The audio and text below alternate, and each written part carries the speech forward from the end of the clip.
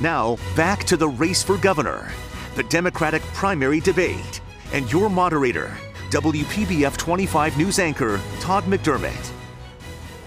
Welcome back to our debate, the race for governor. As we've been telling you, the Democratic primary debate, the final debate for these candidates, and we're giving you the chance to learn more about where each of them stand on the key issues facing those of us here in Florida. The primary election, August 28th. We want to mention that the two Republican candidates were given the option to have their own debate. They declined. We're going to begin the second half now with a question to all, and I'll start with you, Ms. Graham. Several of you have TV ads or website photos that include images of African Americans, which conveys that you are aware of the issues that are important to Black Floridians. But the ads don't address the issues directly necessarily. How will you confront concerns about racial bias in the criminal justice system, fear of police brutality, and if you believe Florida's stand your ground law should be eliminated, how will you do that? And if not, how would you reform it? Todd, just yesterday I was speaking to African American moms, and they shared with me their fears when their children go out the front door in the morning, and my heart goes out to them. And as governor, they will have a governor that is a mom herself who understands how we want to take care and protect our children. And one of the moms asked me, would you repeal Stand Your Ground? And I said, absolutely. Stand Your Ground has become a permission to murder. So we've got to repeal Stand Your Ground, and we've got to examine what would be appropriate for self-defense reasons. That's the only reason that someone should have the ability to take another's life for self-defense. Clearly what we saw in Pinellas County was not self-defense. So we have got to repeal Stand Your Ground, and I don't want those moms to ever have to fear when their children leave the house in the morning. Ms. Graham, thank you. Same question to you, Mr. Levine. Thank you. I think that there's no question. Stand Your Ground is a license to kill, and it needs to be repealed. But as opposed to telling you what I'll do for African Americans, let me tell you what I did. I inherited a police department in Miami Beach, where unfortunately an African American male was shot over 100 and something times in his car during Memorial Day weekend. I pledged that I would reform a police department, and I was honored to bring in a new chief and a deputy chief by the name of Loretta Hill, an African American woman who was the highest ranking African American and woman in the history of our police department.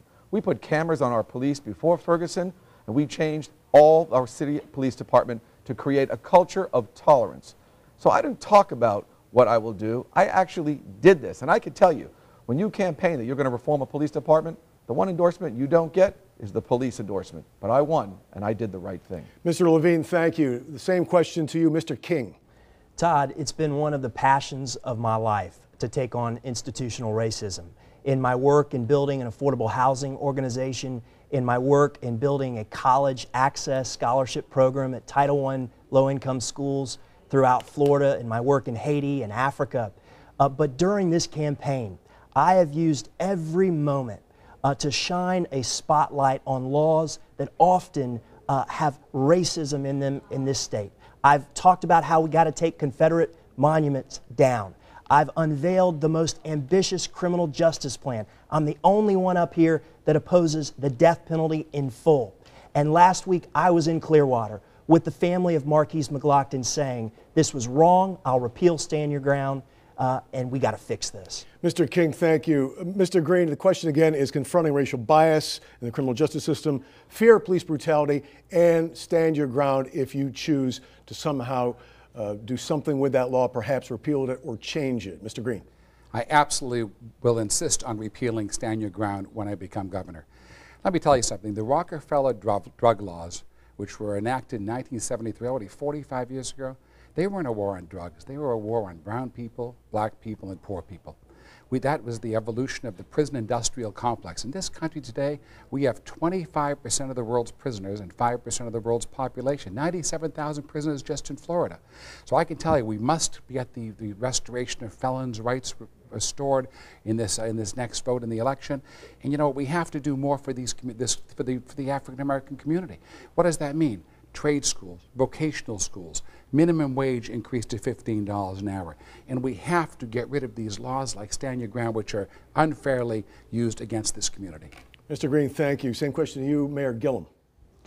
Well, I know a little bit about the subject matter in an intimate way as a black man, but also as a father to two black boys. And I will tell you, Stand Your Ground has no place in civilized society.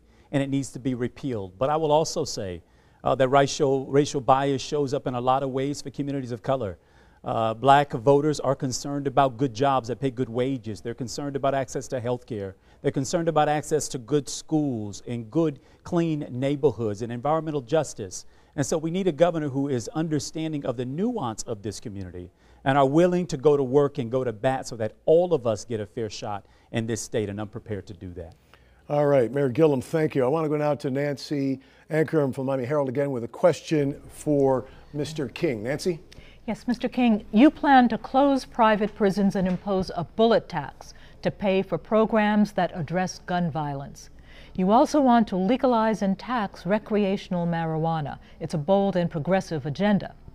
How do you make an appeal, however, to more centrist voters and independents in a state that Donald Trump narrowly won in 2016?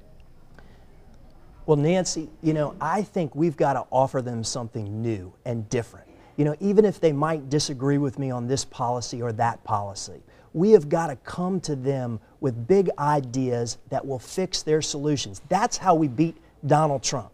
Not by calling him names, but by solving people's problems. And whether it's my plan to fix the affordable housing crisis and invest $1 billion of public and private monies, whether it's my plan to bring free community college and trade school to the Sunshine State, this is not a liberal or conservative idea. It's an idea being used in states like Tennessee and Rhode Island. Whether it's my plan to do a bullet tax to protect our children, these are big ideas that could transform the future of Florida politics. Mr. King, thank you. I want to go now to George Bennett again with a question for Gwen Graham. George?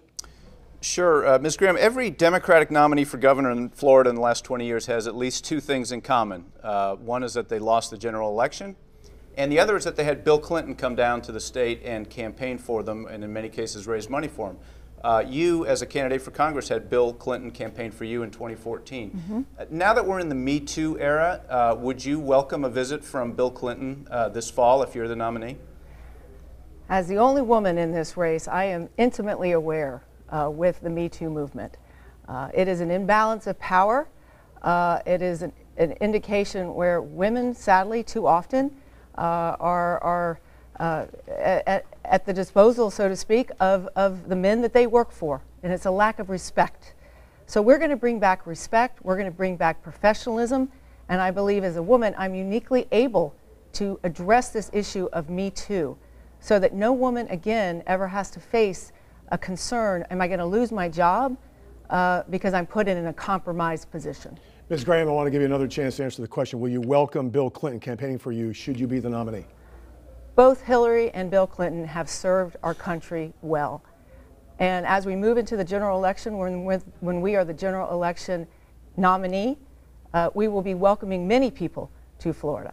And I look forward to considering people across the country who want to come down and campaign in Florida, because this is the national race in 2018, and we've got to win Florida back for Democrats. Ms. Graham, thank you. Back to Nancy Ankrum for a question for Mr. Levine. Nancy?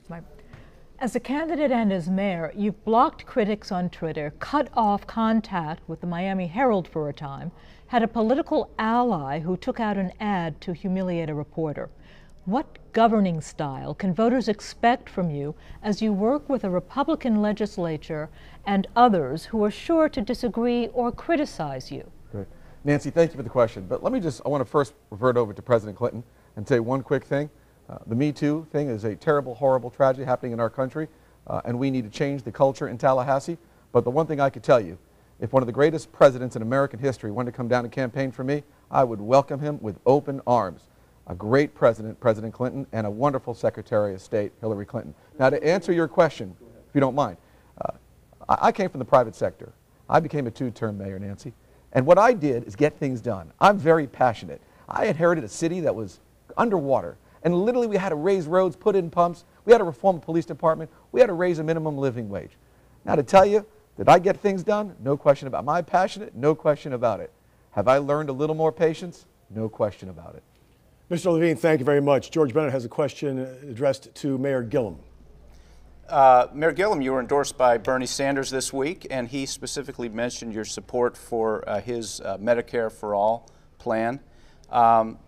2 two-part question. Do you consider yourself a democratic socialist like Senator Sanders?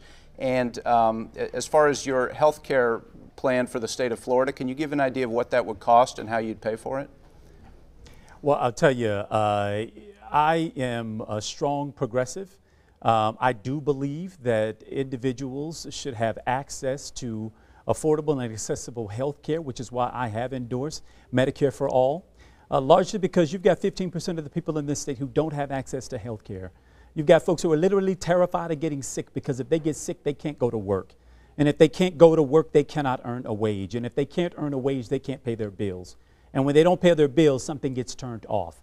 We know that Medicaid expansion and Medicare for all actually saves this state and this nation $2 trillion if it were fully implemented. We know that it is a better public policy strategy, and as governor, I look forward to working with our colleagues in Washington, D.C. to pursue that policy full on. Mayor Gillum, thank you. Our next question is to Ms. Graham. Ms. Graham, your website says, in Congress, you fought to protect our land and water. And as governor, you'll reverse the damage years of neglect and pollution have caused. In January 2015, you voted to approve the Keystone XL pipeline project. The pipeline leaked some 400,000 gallons of oil in South Dakota last fall, which was the fear of many, many people. How do you reconcile that vote with calling yourself an environmentalist? Well, Todd, I appreciate this question, and I have answered it over and over and over again, and I'll be happy to answer it again. When you're faced with making a tough decision, you weigh both sides of the issue. And when I was considering Keystone, if I could have kept that oil in the ground in the Alberta province, if there was some way that I could have kept it in the ground, that's what I would have preferred. But every member of the Canadian government that I talked with said, we're going to extract this oil. So it became a transportation issue. The pipeline, Todd, that you refer to was an old pipeline. This pipeline could have been built with the best technology. Regardless, though, it was the right decision because the carbon emissions impact on the state of Florida, as the state that addresses and deals with the most significant sea level rise across our state, whenever there's an opportunity to decrease carbon emissions, you must take it. And a pipeline emits less carbon emissions than any other mode of transportation. I'm going to have to move on. Thank you very much. This question is to all. We'll start with you, Mr. Green. It's about algae.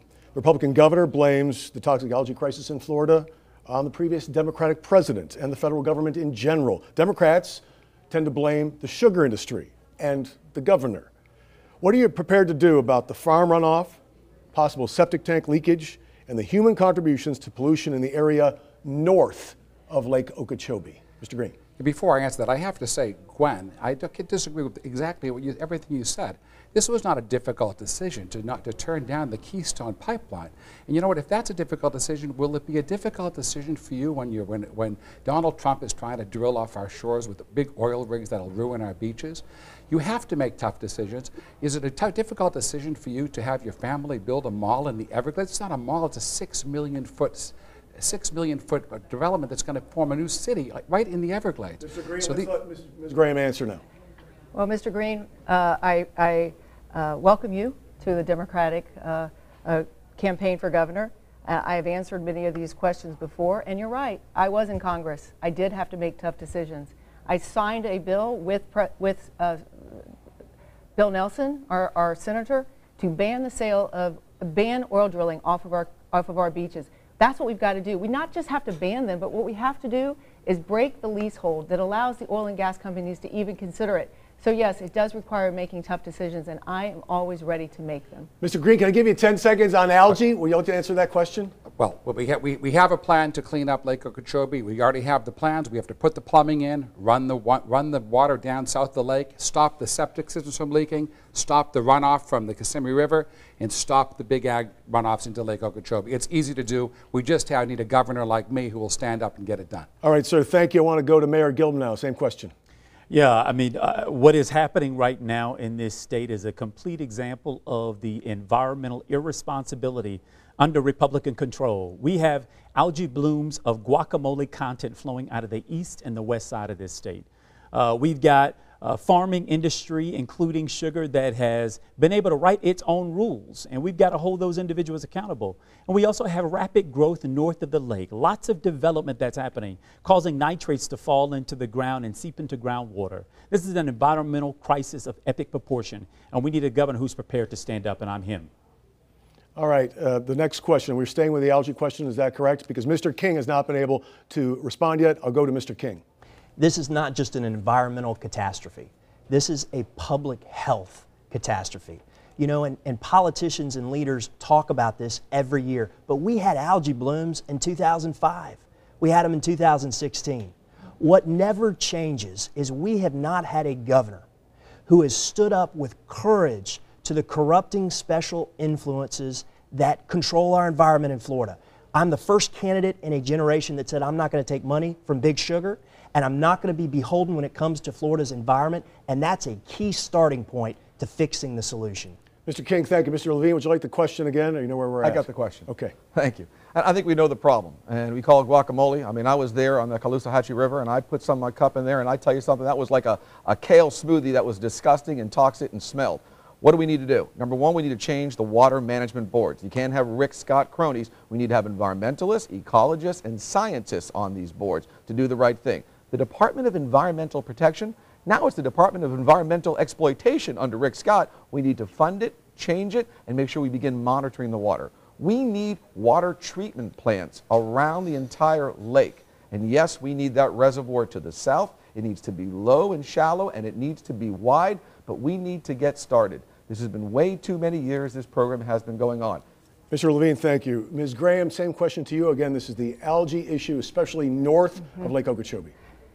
I have recently been in Fort Myers and have seen this blue-green algae that is covering the canals, covering the waterways. It is a health crisis. It is an economic crisis. It is a wildlife crisis. I have seen the photos of the dolphins and the manatees and the fish kill. It is time to have a governor that is going to, after 20 years of neglect, do what needs to be done, buy the land south of the lake, fix our septic tank issue, make sure we have nutrient management for agricultural runoff. All right, speaking of it's time, all Ms. Graham, going I'm sorry. to be required. I'm going to have to, we are running out of time and we still have more to get to. I want to get to your closing statements as well. This final question, I'll try to get to all of you. We are starting with Mayor Gillum, and whoever wins the Democratic nomination can expect to be branded a tax and spend liberal in the general election campaign by the Republican nominee. Can you pledge tonight that you will not raise taxes, and if not, under what circumstances would you push for a tax increase in the state? Yeah, well, I will not raise taxes on everyday Floridians. We are more than paying our fair share. We pay our ad valorem. We pay, even for renters are paying their property taxes. We get fees after fees after fees. We're getting tolled to death on many of Florida's highways. Regular everyday people are paying their fair share. Corporations, however, the largest, most wealthiest corporations in this state, only 3% of companies pay the corporate income tax in this state. And in Florida, the corporate income tax is less than that of Georgia and Alabama. Florida cannot be a cheap date and still be the state that is deserving of our children. Mayor Gillum, I believe that thank corporations you. have to pay their fair share. Again, we're running out of time. I want to at least give 30 seconds to everyone on this. Mr. Green, where do you stand on raising taxes? We don't have to raise taxes in Florida. It's just a question of priorities. Here in Florida, if you look at education, right now, if you look at what we spend as a percentage of gross state product, we have a $1 trillion economy now, the 15th largest in the world. We are 38th in the country on what we spend on education. And guess what? Our schools are 40 in the country. So you know what? It's very easy. We just change our priorities and start spending more money on the things that are important to us, and we'll get everything done. Get rid of the corporate welfare checks that Rick Scott's been giving out. Gwen Graham, same question to you. Raising taxes in Florida. Yeah. We have an $89 billion budget, and a budget is a reflection of your priorities. On November 7th, I'm going to pull together a team of the smartest and best people to evaluate and do a full audit of our budget. Where are we spending our money? Is it justified? Are we spending it in the best interest of Floridians? We're going to find out that there's a lot of resources that the state of Florida is using that are not helping Floridians. My commitment is to redirect those resources, and I will be working hard every day to make sure we have a positive impact on your life. Ms. Graham, thank you. Mr. King. Ron DeSantis is now likely to become the Republican nominee. That should terrify working families across this state. He is competing to be Donald Trump's apprentice. I want to work for the people of Florida. He's going to argue that I am a tax and spend liberal. I'm going to demonstrate the integrity that we can pay for the big ideas from the revenues of Florida without adding to our tax burden. But more importantly, I'm going to demonstrate that my background as an entrepreneur, as someone who started a company from scratch the right way, paying living wages and providing health care, is the best experience Mr. King, for the next governor of Florida. Mr. Levine. To answer your question, I am definitely not a tax and spend Democrat. I am an invest and build Democrat, and I believe investing in Floridians. Under no circumstances would I raise tax in Florida. With an $89 billion budget and so many opportunities to drive revenue and make corporations actually pay the 5.5% tax, we do not need to raise taxes in Florida. Matter of fact, Florida being a low tax state is one of our great competitive advantages, an advantage that under no circumstances would I like to see go away. Mr. Levine, thank you very much. We're going to move right on to closing statements now for each candidate. You now have 45 seconds. I apologize, no minute, but boy, we've had a lot to say. We'll begin with Ms. Graham. Okay, I will shorten mine. First, thank you. Thank you to all Floridians who have turned in. This is the most important election in Florida's history. I look forward to being your governor.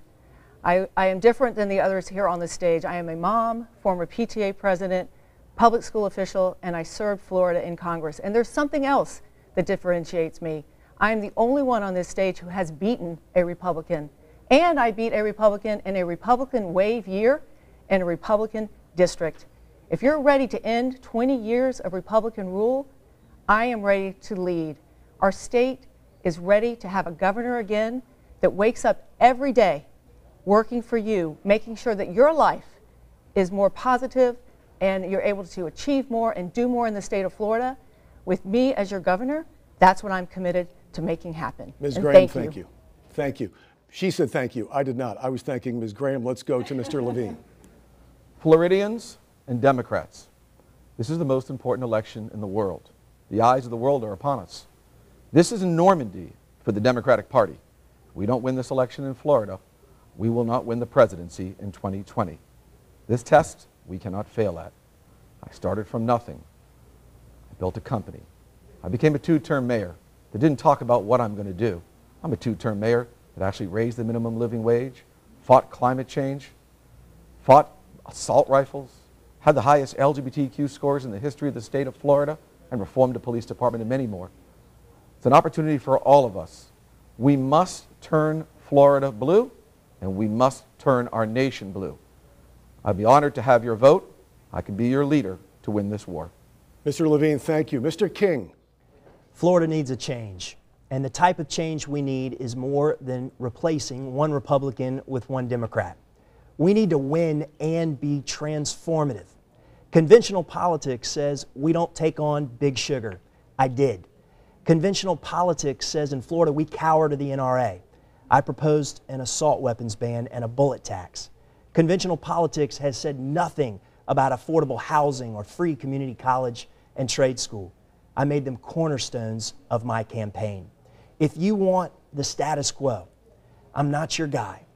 If you want conventional politics here in Florida, I'm not the right candidate for you. But if you want to swing for the fences, if you want to dream again, if you want to show them the Democrats are excellent, I'm Chris King, and I'm ready to be your governor. Mr. King, thank you. Mr. Green.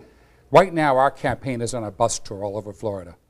I was in Gainesville on Monday, and I could tell you we're handing out thousands of backpacks to needy kids. So when they start school, they have a little something. And you know, there was a line outside our bus in the rain of 100 children. And it made me realize how Florida families are continuing to suffer. The Republicans over 20 years have attacked everything we hold dear in Florida. But we need to make it better. You know, Andrew Gillum, every single time I'm on stage with him, attacks me for being a billionaire. But you know what? This race every year, when I go around the state and I talk to ordinary Florida Democrats, you know what they keep saying? We're tired of losing. I will take my resource. I'm the only one on the stage who has the resource, and I will spend whether it's $100 million, $200 million to finally get the governorship back for Democrats this November. Vote for Jeff Green. I will be humbled and honored to give you support. Thank you very much. Mayor Gillum. Because my mother and father would have to get up so early in the morning to go to work, they would load me and my siblings in the car and drive us over to my grandmother's house, where she would let us sleep a little bit longer before getting us up and ready for the day. She would take her olive oil and anoint my head at the top so that no harm would come our way. And then she would have a saying where she'd say, boy, go to school, mind your teachers, get your lesson, and bring that education home. For your little brother, for your little sister, for your neighbor down the street, for your mama and your daddy who get up every single day to go off and work on somebody else's job in order to keep a roof over your head and clothes on your back and food on the table, bring it home.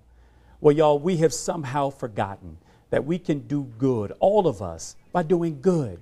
Well, when you elect me governor of the state of Florida, Mayor we're going to Gillum, work to do good I'm for sorry, all of us. I have to end it there. Thank you to all of our candidates, our panelists, and to you, our statewide audience, for joining us tonight. We'll see you again in October when we bring you the final Senate debate and the final gubernatorial debate live from Broward College on October 23rd and 24th. We hope you're there. Both debates will be broadcast live from 7 to 8 p.m. WPBF 25 News and the Florida Press Association remind you that every vote matters. Get involved. Make sure your voice is heard. Thank you all. Good night.